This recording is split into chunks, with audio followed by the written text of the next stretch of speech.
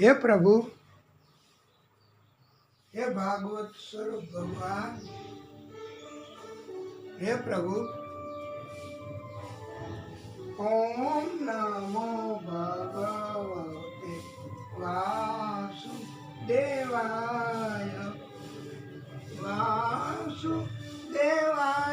हरि वासुदेवाय। ओम नमो भगवते वासुदेवाय, वासुदेवाय हरि वासुदेवाय। ओम नमो भगवते वासुदेवाय।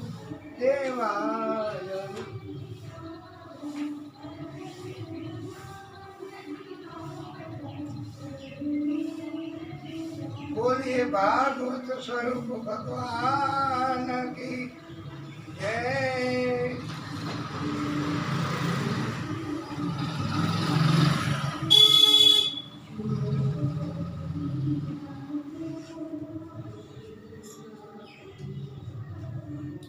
चतुर्भिश्च चतुर्भिश्च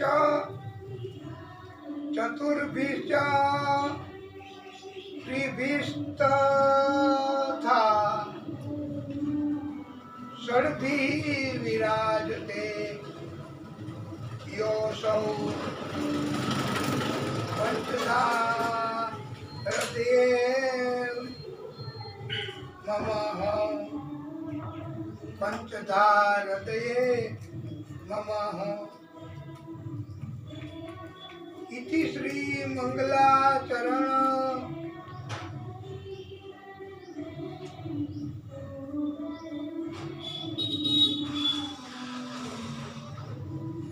श्रीमदाचार्य चरण कमलेभ्यो नमः।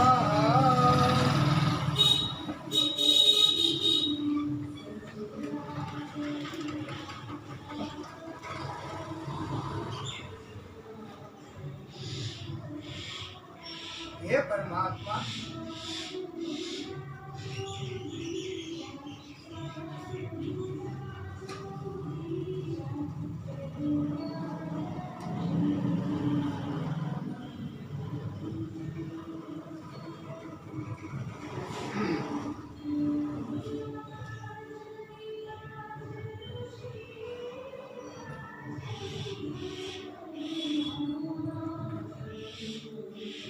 મનુ ભગવાનની બીજી એક પુત્રી આકૃતિ હતી.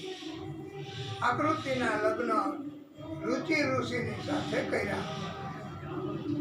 એવી શરત રાખેલી કે આકૃતિને પ્રથમ સંતાન પુત્ર જન્મે તો એ મનુ ભગવાનને એટલે આકૃતિના પિતાને આપી દેવું. કારણ કે એ આકૃતિના પિતા એને કોઈ પુત્ર ન હોય, ઘટપણમાં સેવા આ પુત્ર કરે એવો આશય હોય છે. અને આ શરતે વિવાહ કરે એને પુત્રિકા ધર્મથી વિવાહ કર્યા એમ કહેવાય છે. અમે પણ કથા વાંચીએ છીએ, ભક્તિ કરીએ છીએ. અમારે કોઈ પુત્ર સંતાન નથી અને અમે એવી રીતે પુત્રિકા ધર્મથી વિવાહ કર્યા પણ નથી. નહીતર પ્રથમ કન્યા આપી અમે પોતે, જોકે અમારી વાત કરવાની નથી હોતી કથામાં, પણ આ તો કથાને જરા અસરકારક બનાવવા માટે કે અમે પોતે મોટી કન્યા પરણાવી ત્યારે એવી કોઈ શરત નહોતી રાખી. પરંતુ અમારે પુત્ર ન એ મોટી કન્યાને પુત્ર થયો એ અત્યારે એ મોટી કન્યા પાસે જ છે. શરત રાખ્યું હતું કે પુત્ર સંતાન થાય મનુ ભગવાનની જેમ, તો એ પુત્ર અત્યારે અમારી પાસે હોત, અમારો પુત્ર એમ કહેવાય.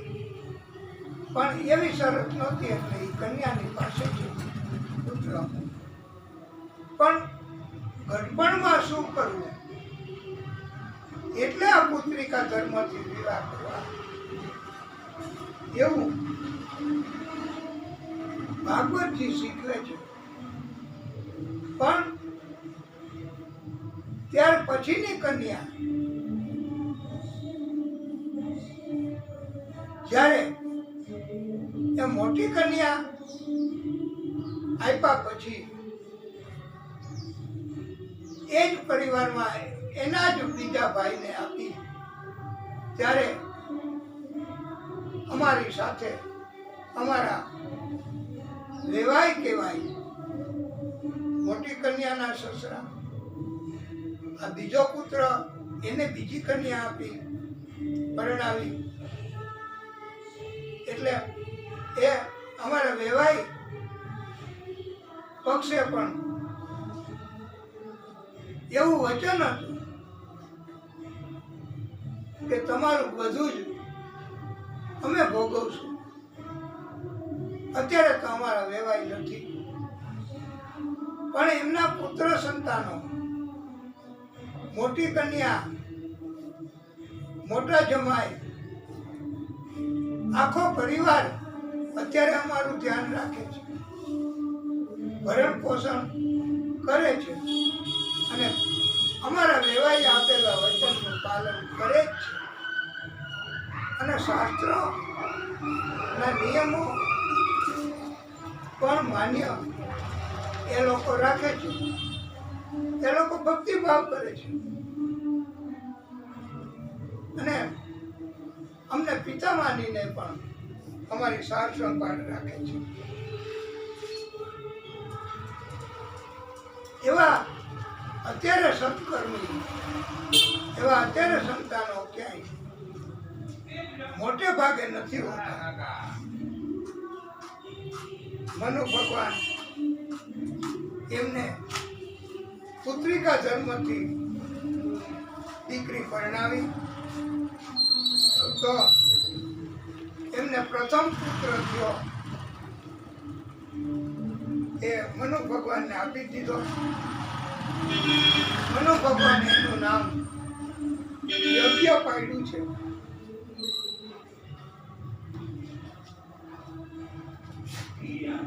પોતાની પાસે રાખ્યો છે. આ યજ્ઞ સ્વરૂપે પણ આદિશક્તિએ જ પ્રાગટ્ય કર્યું છે. બોલીએ યજ્ઞ ભગવાન કી જય. પછી બીજું સંતાન થયું.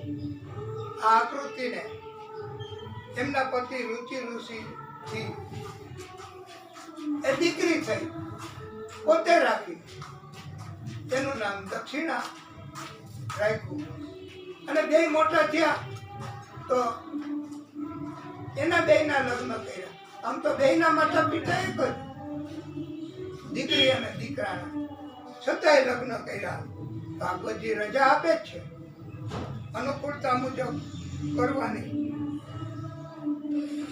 અને સલામતી થાય એટલે બેયને પરણાવ્યા. યજ્ઞ ભગવાન અને દક્ષિણાના લગ્ન થયા. 12 એમને સંતાનો થયા. તોષ, પ્રતોષ, સંતોષ, ભદ્ર, શાંતિ, ઈડસ્પતિ, ઇદમ, કવિ, વિભુ, સ્વહન, સુદેવ, રોચન. આ 12 પુત્રો પછી મરીચી ઋષિ તરીકે ઓળખાયા. અને આ 12 પુત્ર એમના પિતા રુચિ ઋષિ એ સમય જતા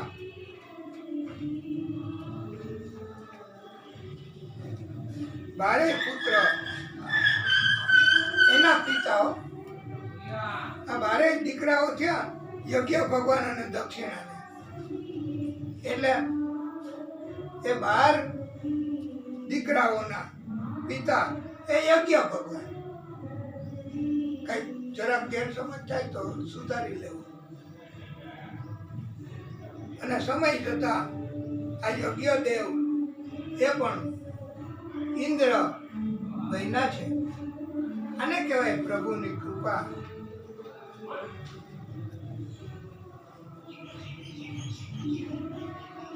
સતી અનસુયાની કથા આવે છે. નારદજી એમણે ચણા આપ્યા છે મુઠ્ઠીમાંથી મહાદેવજીના પત્નીને કે આને શેકી આપો, મારે આરોગવા છે, મને ભૂખ લાગી છે, પછી ભોજન કરીશ. ત્યારે એમણે કહ્યું કે દેવર્ષિ, આ ચણા લોઢાના છે, એને ન શેકાય, શેકી ન શકાય. ત્યારે નારદજીએ કહ્યું કે સતીત્વના બળથી એ નહીં. એ કે ના, એ કે તો પછી હમણાં મને અનસુયાએ આ ચણા જ ખવડાવ્યા શેકીને, થોડાક મેં લઈ લીધા છે, યાદ છે.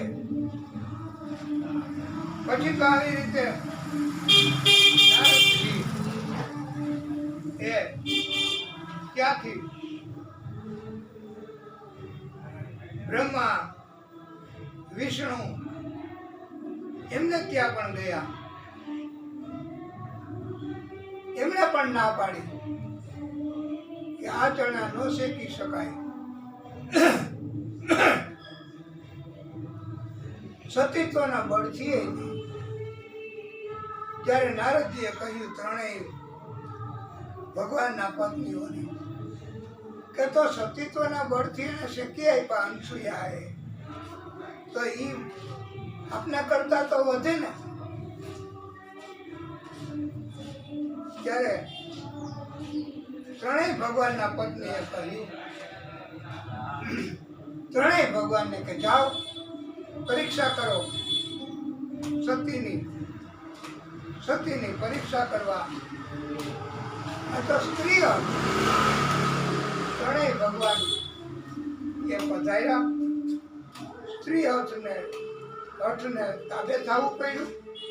સ્ત્રી હઠ, રાજહઠ, જોગી હઠ એને તાબે થવું પડે છે. એમ કહેવાય છે. અમને કોઈ જાત નથી. અને તો પરીક્ષા કરવા આવ્યા ત્રણેય ભગવાન. સતી અનસુયાને દ્વાર રે આવ્યા, બ્રહ્મા વિષ્ણુ મહેશ. ત્રણે દેવોએ સાથે મળી લીધો સાધુનો વેશ. અલખ ધણી ઉભા રહ્યા, ભિક્ષા દ્યોને મોરી માત રે. વંદન કરી માતા અનસુયા આવ્યા, કુટીરની માય રે. કંદમૂળ ફળ લઈ આવ્યા માતાજી, ભિક્ષા લ્યો ને મહારાજ રે. માતા તમારી ભિક્ષા ન લઈએ, રાખી છે એવી ટેક કરે. ભિક્ષા તમારે જો દેવી હોય તો વસ્ત્રો નો કરો ત્યાગ રે. આવી માગણી કરી. હવે સતીએ તુરત જ પ્રેરણા લીધી અત્રિ ઋષિની. એમણે અનુરોધ કર્યો સતીને, અનસુયાને. જળની અંજલિ છાટી. ત્રણેય ભગવાનને નાનકડા પૈપાન કરે એવા બાળકો બનાવી દીધા. પછી વસ્ત્રનો ત્યાગ કરી આશ્રમમાં લઈ આવી એને પૈપાન કરાયું. આવી ભિક્ષા આપી છે. પછી એમને સુવડાવ્યા છે પારણામાં. ત્રણેય ભગવાનના પત્નીઓ શોધવા નીકળી છે કે ક્યાં ગયા પ્રભુ ભગવાન. નારદજી એમને રસ્તામાં મળ્યા. નારદજીએ કહ્યું, દેવીઓ તમે નહીં ઓળખી શકો, એ નાના બાળક બની ગયા છે. અને એવી નિંદરમાં પોઢ્યા છે. સતી અનસૂયાના આશ્રમમાં ત્યારે ત્રણેય ભગવાનના પત્નીઓ આવ્યા. ભૂલથી જો બીજાનો સ્પર્શ થઈ જાય બીજા ભગવાનના પત્નીથી તો પણ અપરાધ થાય, સતીત્વનો ભંગ થાય. એટલે એમણે કહ્યું, હે માતા અનસૂયા, અમારા પતિ જેવા હતા એવા કરીને અમને આપો. સતી અનસૂયાએ પ્રાર્થના કરી. પ્રાર્થના માન્ય રાખી બ્રહ્મા વિષ્ણુ મહેશ મહાદેવજી એ પ્રગટ થયા મૂળ સ્વરૂપમાં અને સભાર્યા પત્ની સમેત ત્રણેય ભગવાને દર્શન આપ્યા, આશીર્વાદ આપ્યા અને ત્રણ શક્તિઓ અર્પણ કરી, પ્રગટ કરી દત્ત, દુર્વાસા અને ચંદ્રમા. અને એ ત્રણેયની સંયુક્ત શક્તિ એ દત્તાત્રેય કહેવાય છે. આ દત્તાત્રેય ભગવાનના પ્રાગટ્યની કથા કરવાના ભક્તો એ કહેવાવાળા, સાંભળવાવાળાનું જીવન ધન્ય ધન્ય બને છે. જીવનમાં ખૂબ સુખ, શાંતિ, આનંદ પ્રાપ્ત થાય છે. બોલીએ દત્તાત્રેય ભગવાન કી જય.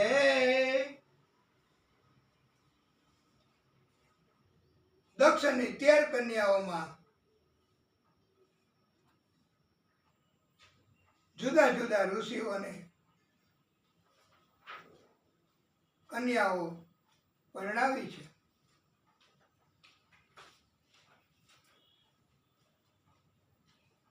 દક્ષ એટલે ખૂબ જ ચકોર એવો અર્થ થાય છે. એકવાર 100 વર્ષ ચાલે તેવો યજ્ઞ શરૂ કર્યો. એને વાજપેયી યજ્ઞ કહેવાય છે.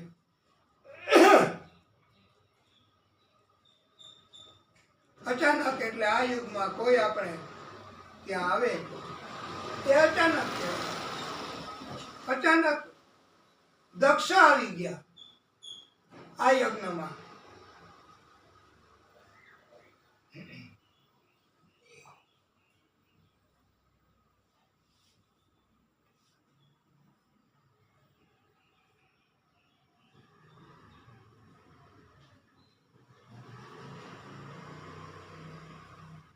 ગમે તે સંજોગો હોય, અચાનક કોઈ આવે તો ગુસ્સો કરવો નહીં. વાજપેયી યજ્ઞમાં દક્ષ પ્રજાપતિ એમણે પધારી જોયું તો મહાદેવજી એ સમાધિમાં હતા. એમણે કાંઈ સમાધિમાં હોવાના કારણથી નોંધ લીધી નહીં. બ્રહ્માજી એ બીજા કાર્યમાં વ્યસ્ત હતા અને એ તો બ્રહ્મા પરમ પિતા છે બધાયના. એટલે દક્ષે એમને પ્રણામ કર્યા. એમની પણ કસૂર ગણી નહીં. પણ મહાદેવજી એ દક્ષના જમાઈ છે એટલે એના ઉપર ગુસ્સો કર્યો દક્ષે. દક્ષને બધા યજ્ઞનો અધિપતિ બનાવ્યો એટલે એની ઉપર એને અભિમાન આવ્યું અને એને ગુસ્સો કર્યો અને બધાને કહ્યું, બધાનું ધ્યાન ખેંચ્યું કે આ મારો જમાઈ મહાદેવજી મારું સન્માન કરવાને બદલે સન્માન કરવું ન પડે એટલે સમાધિમાં હોવાનો ઢોંગ કરે છે, પાખંડ કરે છે. હું એને યજ્ઞના અધિપતિ તરીકેથી રદ કરું છું અને કોઈ યજ્ઞમાં એનું સ્થાન રાખવું નહીં, ભાગ આપવો નહીં. એવો બધાને આદેશ કર્યો. મહાદેવજીની સમાધિ તૂટી.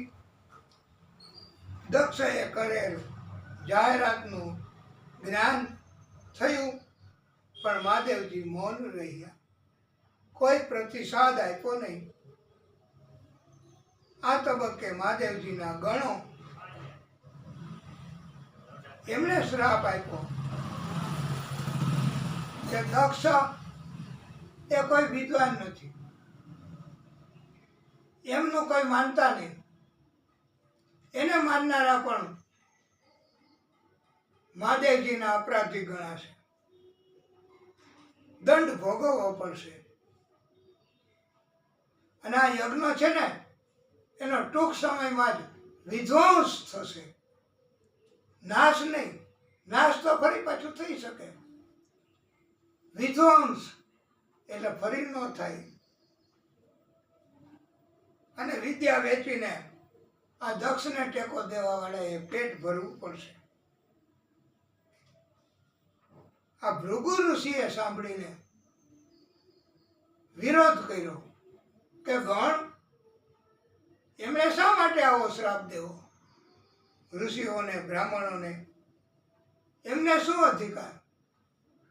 દક્ષ અને મહાદેવજી એ બે સમજી લેશે. ત્યારે ભૃગુ ઋષિએ આ ગણોને શ્રાપ આપ્યો છે કે તમારે પણ, હે ગણો, ભૂત પ્રેત તમારા દેવ બનશે, તમે પણ પાખંડી બનશો.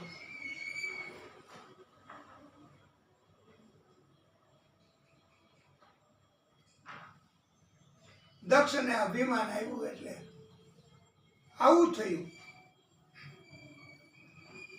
મહાદેવજીને આ ભૃગુ ઋષિનો શ્રાપ એ યોગ્ય નથી ગણ્યો મહાદેવજીએ, પણ એ તો કઈ બોલ્યા નહીં, જતા રહ્યા સ્થાન છોડીને. થોડા ખિન્ન થયા.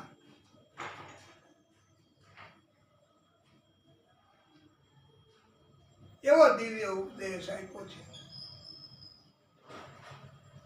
મહાદેવજી પરમ ભાગવત પ્રેમી છે. કૈલાસ પર્વતથી દંડકારણ્ય સુધી મહાદેવજી પગે ચાલીને પધાર્યા છે.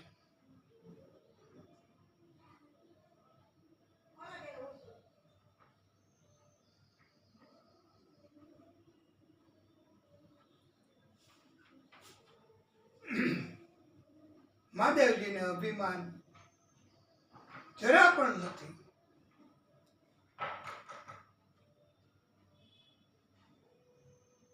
અગસ્ત્ય ઋષિ,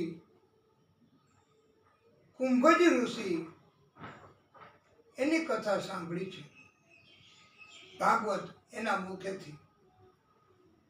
સતીને અભિમાન હતું, કથામાં શું આવે છે એ ખબર હતી એટલે કથામાં ધ્યાન ન રાખ્યું. કથામાં શું આવે છે એની ખબર હોય તો એને અભિમાન જ કહેવાય. સતીએ કથા સાંભળી નહીં, અમર કથા સંભળાવી એ ન સાંભળી શક્યા.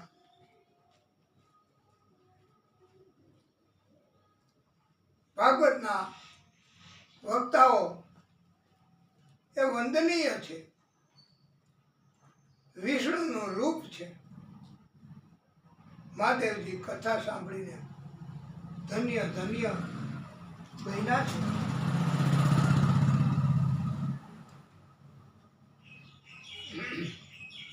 એવો બોધ આપ્યો છે, કોનાથી બગાડું જગતમાં મારે, કોનાથી બગાડું જીવું થોડું ને મારે, કોનાથી બગાડું. એકલા આવ્યા એકલા જાઉં, આ દુનિયા છે મુસાફિર ખાનું. આપણે બધા માનવીઓ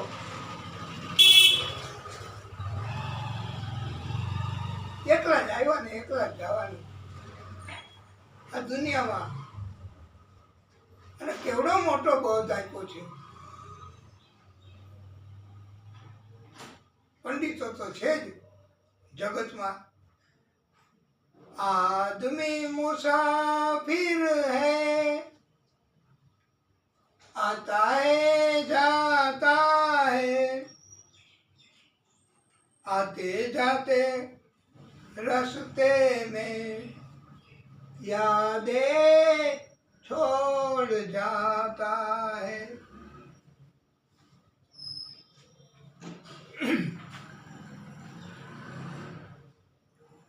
મહાદેવજીએ સ્પેશિયલ કથા સતીને સંભળાવવા માટે શરૂ કરી. એવા સમયે સતીનું ધ્યાન તો આકાશમાંથી વિમાનો ક્યાં જાય છે, બધા શું છે આ બધું. સતીનું ધ્યાન મહાદેવજી કથા સંભળાવે છે એમાં નથી. સતીએ કહ્યું, મને તમે કહો પ્રભુ, આ શું છે કાર્યક્રમ? બધાય કોણ છે, ક્યાં જાય છે? મહાદેવજીએ કથા સાંભળવાનું બંધ કર્યું. કથામાં ધ્યાન ન હોય તો અમે તો સંભળાવીએ ભગવાનને, પોથીજીને, પણ મહાદેવજીએ કથા સંભળાવવાનું બંધ કર્યું અને કહ્યું, તમારા પિતાએ મોટો યજ્ઞ કર્યો છે, બધાયને બોલાવ્યા છે, આપણને આમંત્રણ નથી, એટલે આપણે નહીં જઈ શકાય.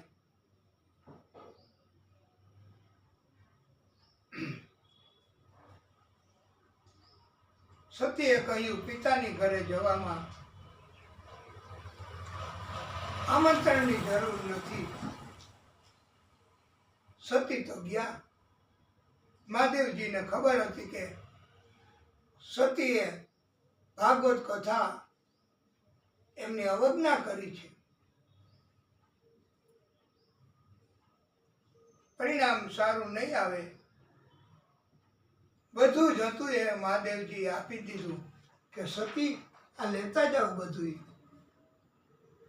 સૌથી પહેલા વહેલા સતી એ માં એને મળ્યા છે. માએ સાચી સલાહ આપી, બેટા તારા પિતા એમને મતિ ગુમાવી છે, વિવેક ગુમાવ્યો છે, પણ તું ધ્યાન રાખજે બેટા. કારણ કે માં હંમેશા સાચી સલાહ જ આપે છે. ક્યારેય માં સંતાનનું વિરુદ્ધ કરતી નથી.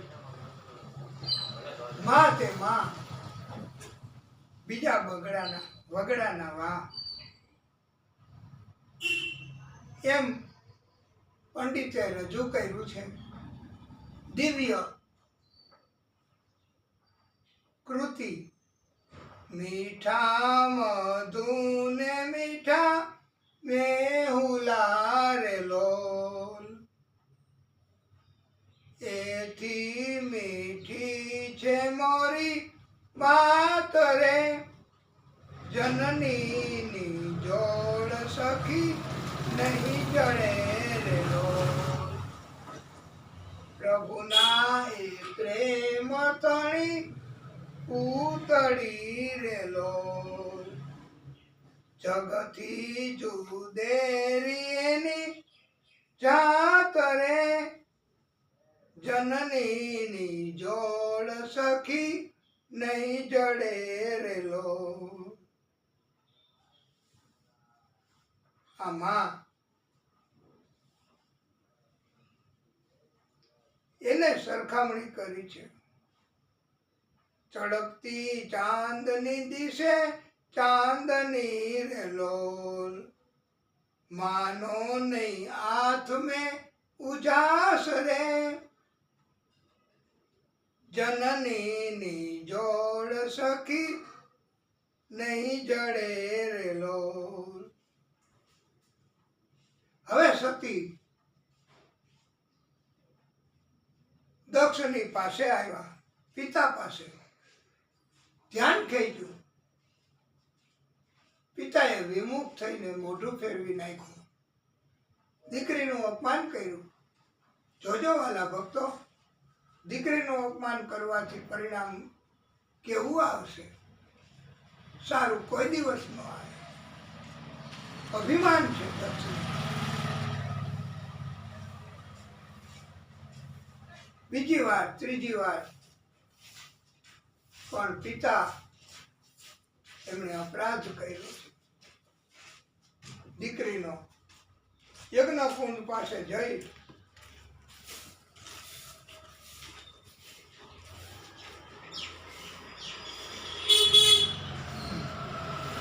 પ્રાર્થના કરી છે, હે યજ્ઞદેવ, હું આના દક્ષની દીકરી તરીકે હવે ઓળખાવા માંગતી નથી.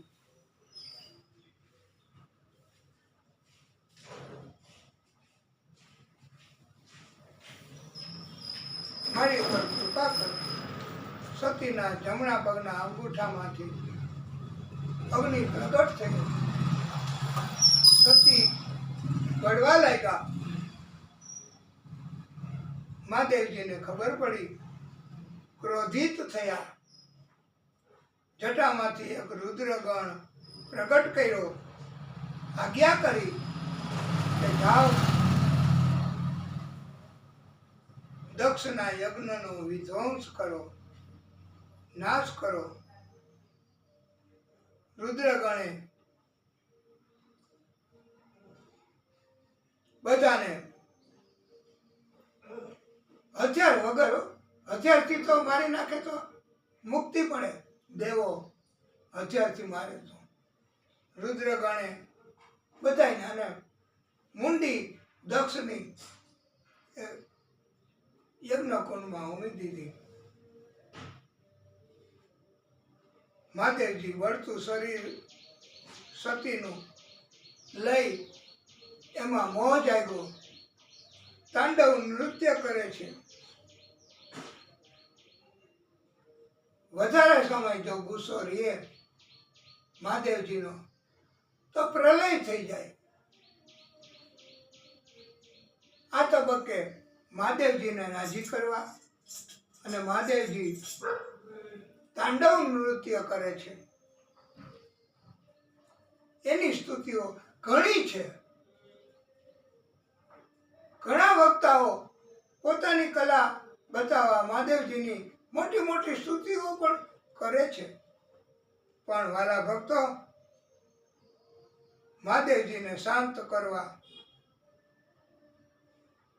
બ્રહ્મા વિષ્ણુ મહેશ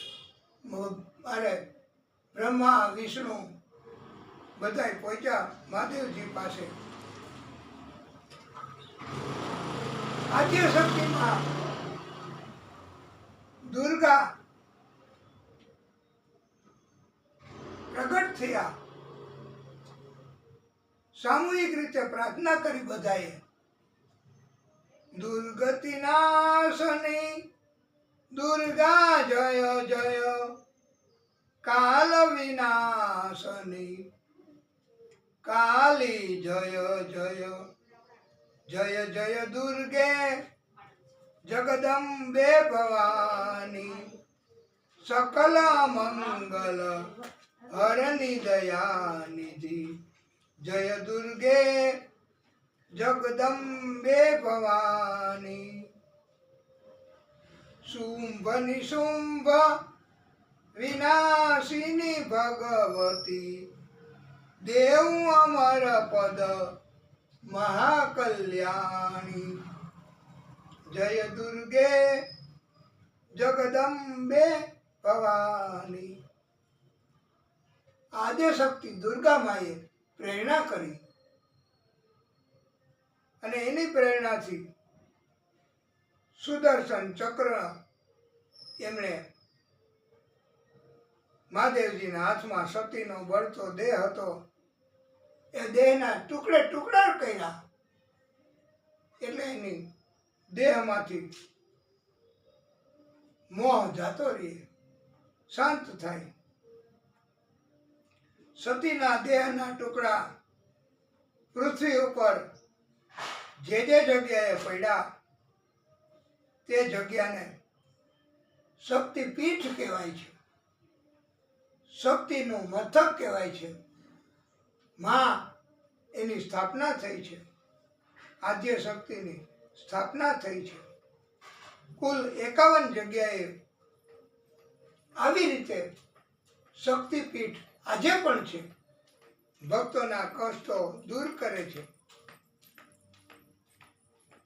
જે જગ્યાએ સતીના દેહમાંથી જીભ પડી તે જગ્યાએ જ્વાલા માતાના નામથી શક્તિપીઠની સ્થાપના થઈ છે.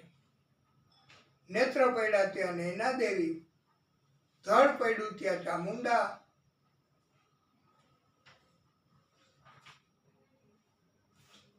એમ જુદી જુદી જગ્યાએ હૃદય પડ્યું ત્યાં વૈષ્ણવ દેવી, વિદ્યા પડી ત્યાં વિદ્યા દેવી, કામાખ્યા દેવી, લલિતા દેવી. વાલા ભક્તો, આદિશક્તિ પોતે આ મહાદેવજીને શાંત કરવા ઘણા સ્વરૂપે કાર્યો કર્યા છે.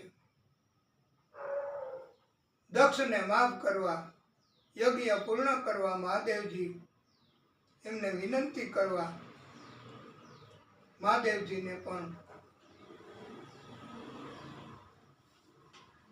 રાજી કર્યા છે, સ્તુતિ કરી છે, પ્રાર્થના કરી છે. ત્રિપુરારી ઓ ભોલે ભંડારી, विषधारी ओ भूतों के स्वामी, हम सब आए हैं तुम्हारे धाम में, आओ ना हमारी पुकार पे.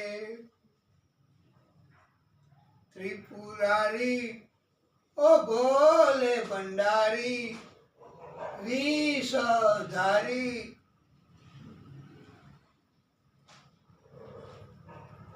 हम सब आए हैं तुम्हारे धाम में. गले में माला सर्प विराजे, वहाँ मांगे पार्वती, धूप दीपक लेकर के दर पे, भक्त करे तेरी आरती.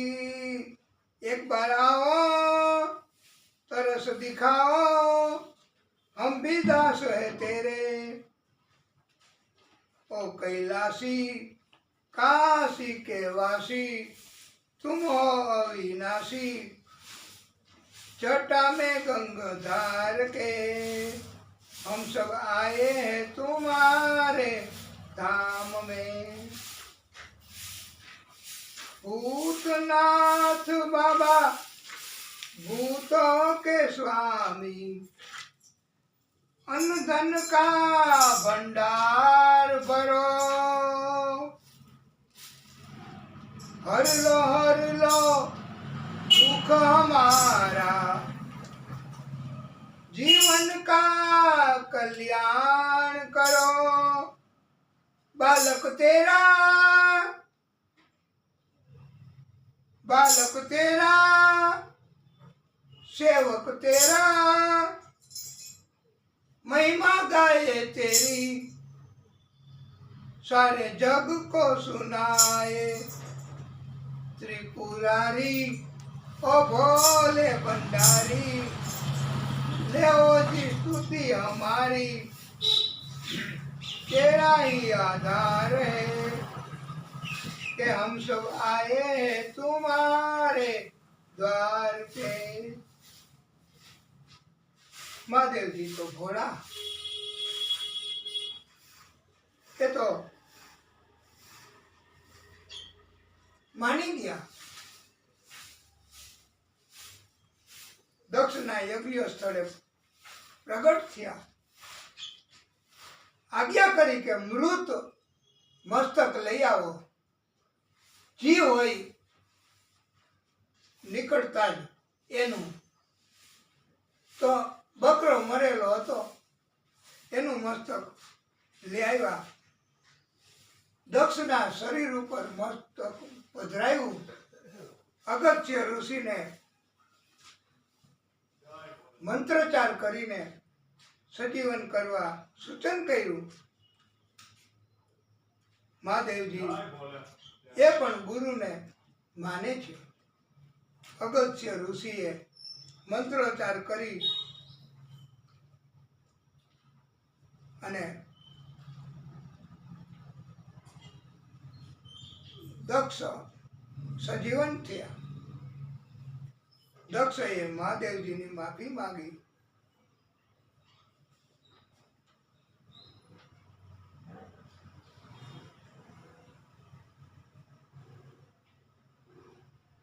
દક્ષ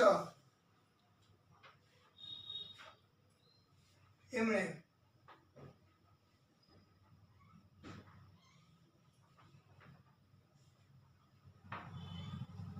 માફ કર્યું છે. વાલા ભક્તો,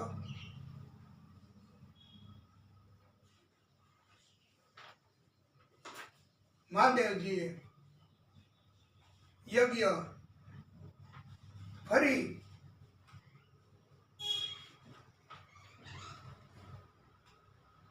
કૃપા કરીને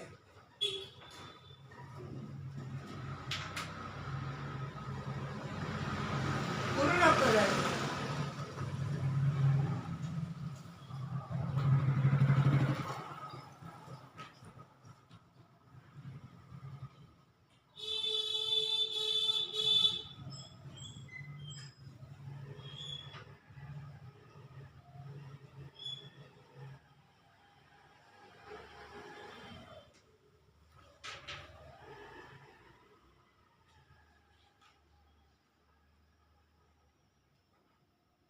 આપણી અંદર પણ દ્વેષ ભાવ હોય એને છોડો. અને ભજન કીર્તન બહુ પ્રિય છે પ્રભુને. હે મોર મુકુટ ધારી, કાના પીતાંબર ધારી, ગોપિયન સંગ રાસ રચાવે, મોહન મુરલી ધારી. આવો રે કાના રે, મોહન મુરલી ધારી. આવો રે રાસ રચાવો રે. હરિ સુંદર નંદ મુકુંદા, નારાયણ હરિ બોલ. હરિ નારાયણ હરિ ઓમ. હરિ કેશવ હરિ ગોવિંદા, હરિ નારાયણ હરિ ઓમ. આવો રે ગાઓ રે, નાચો રે, રાસ રચાઓ રે.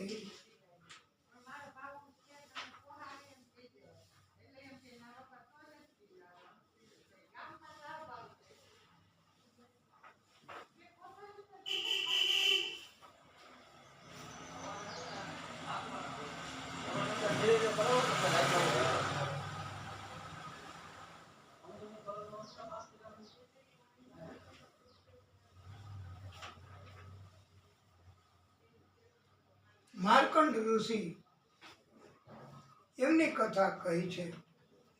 મૃત્યુંજય મંત્ર એમનું મહત્વ સમજાયું છે. ઓમ ત્ર્યંબકમ યજામહે, સુગંધિમ પુષ્ટિવર્ધનમ, ઉર્વારુકમિવ બંધનાન, મૃત્યોર્મુક્ષીયમામૃતાત. એવો અર્થ થાય છે કે હે ત્રણ નેત્રવાળા શિવ, તમે બધે જ સુગંધની જેમ રહેલા છો, વ્યાપ્ત છો, બધાનું પોષણ કરનારા છો. અમે તમારું પૂજન કરીએ છીએ. કાકડીનું ફળ પાકી જાય ત્યારે એના વેલામાંથી સરળતાથી છૂટું પડી જાય. ન વેલાને તકલીફ, ન ફળને તકલીફ. એવી રીતે અમને પણ બધાયને અમારા પરિવાર એમાં લાગેલો મોહ, એ વેલો, એમાંથી એવી રીતે છૂટા કરો, મુક્ત કરો કે ન અમને તકલીફ, ન એમને તકલીફ. માર્કંડ ઋષિ, એમની કથા કહેવામાં આવી છે. એમના માતા પિતા મુકુંદ ઋષિ અને મનસ્વીની દેવીએ પ્રાર્થના કરી છે, મહાદેવજીની તપ કર્યું છે. એમને મર્યાદિત આયુષ્ય વાળો પુત્ર આપ્યો, એનું નામ માર્કંડ.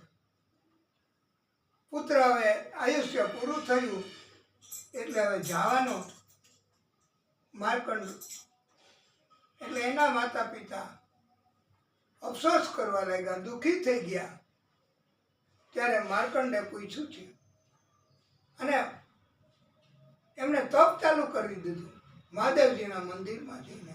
આયુષ્ય પૂરું કેમ થાય? મહાદેવજી આયુષ્ય પૂરું થયું એ ઘડીએ યમદૂતો આવ્યા, યમરાજા પોતે આવ્યા. ત્યારે મહાદેવજી પ્રગટ થયા.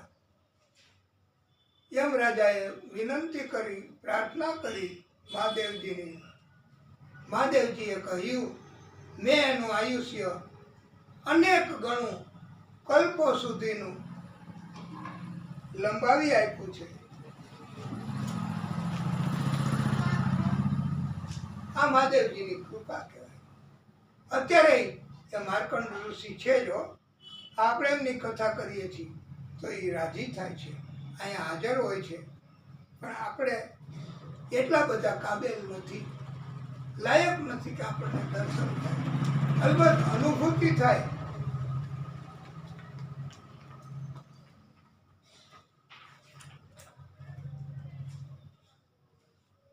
મંત્ર એ લેખન કરવા માટે સમજાવ્યું છે. ચંદ્રદેવ એમણે પણ આ મૃત્યુંજય મંત્ર એ જગ્યાએ કર્યા છે. ત્યાં સાક્ષાત મહાદેવજીએ પ્રાગટ્ય કર્યું છે મૃત્યુંજય સ્વરૂપે. એ જગ્યા અત્યારે સોમનાથ જગ્યા કહેવાય છે. એનું મહત્વ એ 12 જ્યોતિર્લિંગની જગ્યા છે.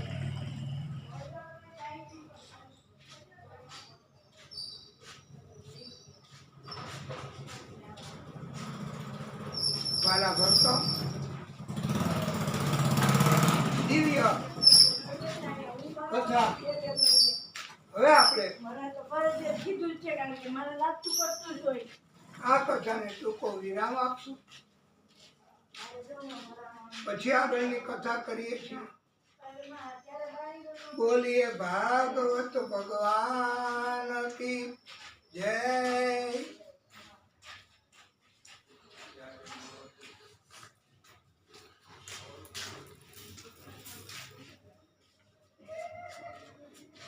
हे भागवत स्वरूप भगवान, हे प्रभु,